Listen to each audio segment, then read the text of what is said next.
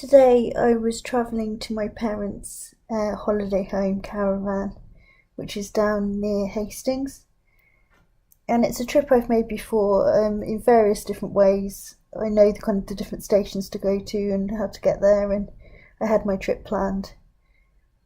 I got up really super early to make sure that I beat the inevitable bank holiday weekend rush and put my medication on, sorted my pump out, injected it into my stomach.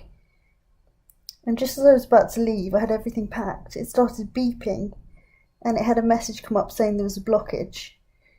And I knew it didn't feel right at the time because it normally makes me feel quite kind of balanced and unshaky fairly quickly.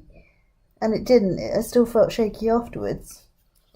And the problem is then I was too shaky and too rushed to do anything about it. So I just basically stuck my old Nupro patches on, kind of gathered all the stuff together and left to go to the station.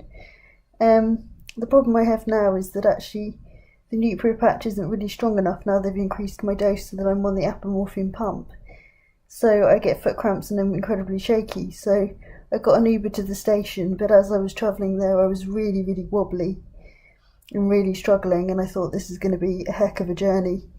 It's kind of a couple of hours anyway, but I just knew I was going to need some help. And I don't normally ask for help at the station because, you know, it's part of my used to be part of my daily commute. I haven't really got the public transport for a while because of my neck.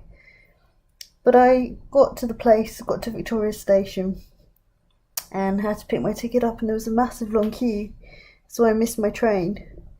And I was flapping a little bit and panicking about getting there and being able to see where I was going and things like that. So I said to the man, who was a guy called Matthew, could he help me input the number from my phone, the ticket booking, into the computer screen? And he was brilliant. He helped me immediately. I mean, that's the worst thing when you have a tremor. It's, you know, trying to do one of those when you're in a rush is the worst. And he helped me, and then he said, have you booked assistance? Do you need any help? And I said, well, I haven't, but actually I'm really shaky and I'm really wobbly and I could do with some help getting down to the train, to be honest. And so he kind of grabbed my suitcase and he led me towards the assistance thing, and a couple of people on the way said to him, could they help with tickets? And he said, no, I'm helping this lady, which was fantastic. Made me feel really special.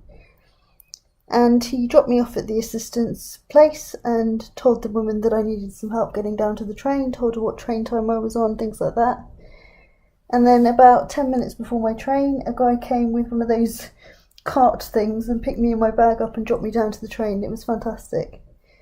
To be fair, he dropped me off at the wrong carriage, but that's not his fault. He didn't say it on the sign. So everyone was super, super friendly and really helpful.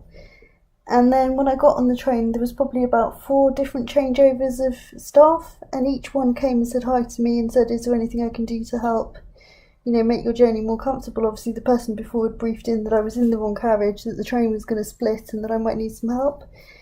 And they kept saying to me, look, it's fine, you know, you've got like 5 minutes when you get to the station that the train splits at. And they were just absolutely fantastic. So I just want to say a massive thank you to Victoria Station and the staff on South Eastern, I think it was, or Southern, going to Hastings on the train.